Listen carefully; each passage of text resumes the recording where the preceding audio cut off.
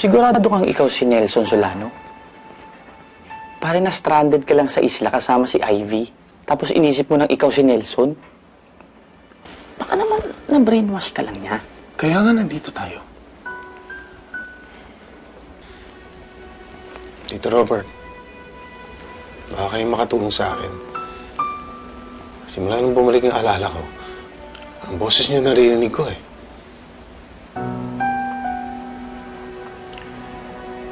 Ito na nga ba ang kinakatakot ko eh. Huh?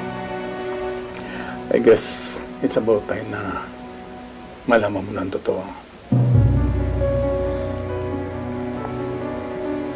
Nagkaroon ka ng amnesia. Tama ka. Alfred, Nelson. Ikaw si Nelson Solano.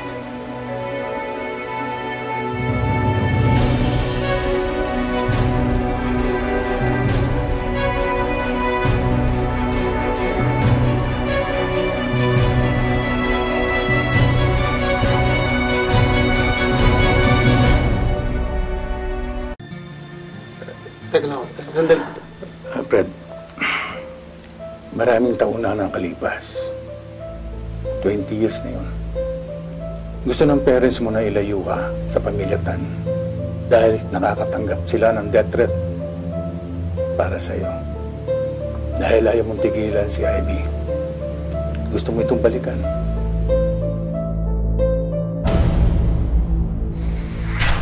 I missed you. Miss Ivy Tan. Ang hirap ko dito makas kay Pepe.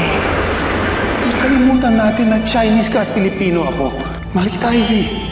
Alam ko mahal mo rin ako. Yun lang naman ang importante. And I promise you, mamahalin kita at paliligayahin kita habang buhay. I swear to God, yun lang ang gagawin ko. Di ba, kutya ng papa mo yun? Oo nga, papangungayat. Nasundan tayo.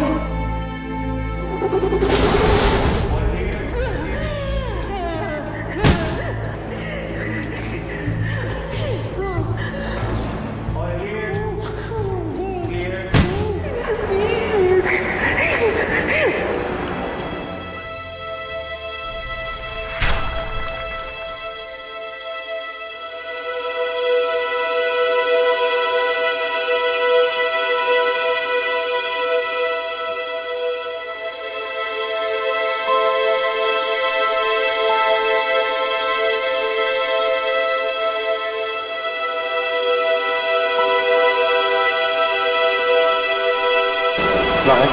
Kailangan niyo sa akin.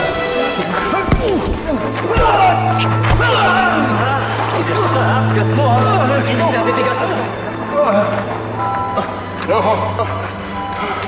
Layuan mo na ang anak ko. Binabalaan kita. Kung ayaw mong mamatay.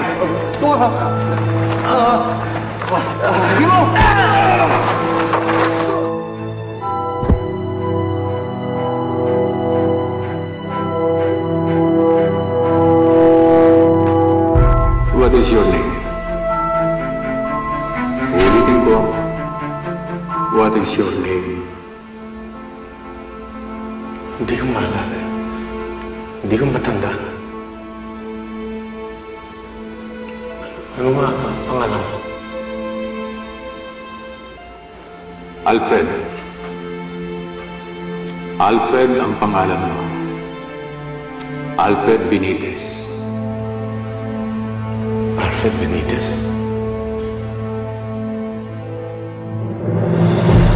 Binigyan ka namin ng ibang pagkatao.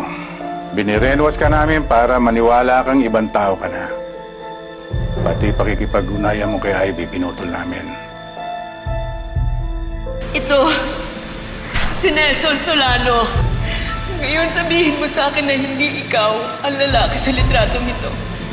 Hindi ko alam kung nagkasakit ka o nagka-amnesia ka dahil kaya hindi mo ako matandaan.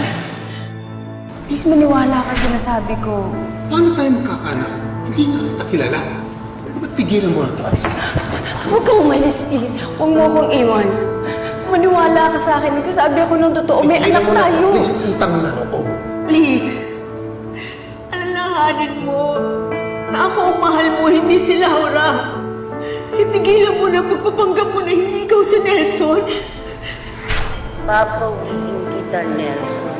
Tandaan mo. Hindi ako Stop calling me Nelson. I'm not Nelson. Nelson.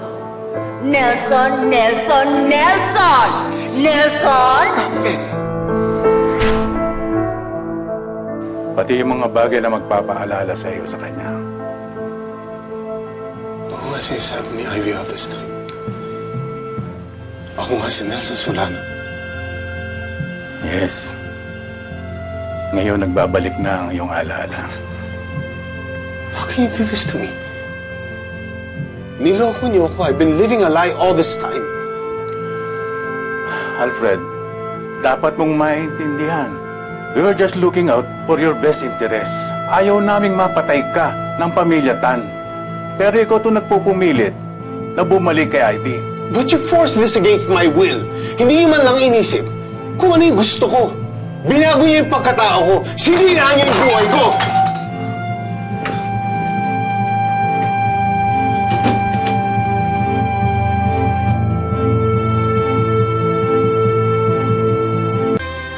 Hanggang ngayon, hindi pa rin ako makapaniwala. Nagawa sa akin ng pamilya ko to.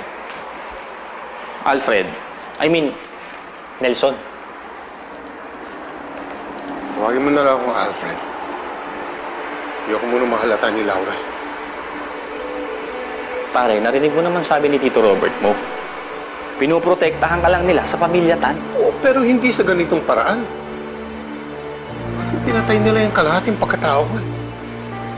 And all this time, nagsasabi pala si Ivy ng katotohanan. Hindi ko siya pinakinggan. Pinagtabuyan ko pa siya, silang dalawa ng anak ko, si Rachel. Kailangan ko na mahanap si Ivy para masagot niya lahat ng katanungan ko. Pare, anong gagawin mo pag nagkita kayo? Magbabalikan kayo? Pare, hindi pwede. Hindi mo pwedeng hatiin ang puso mo sa dalawang babae. Tandaan mo, kasal ka kay Laura.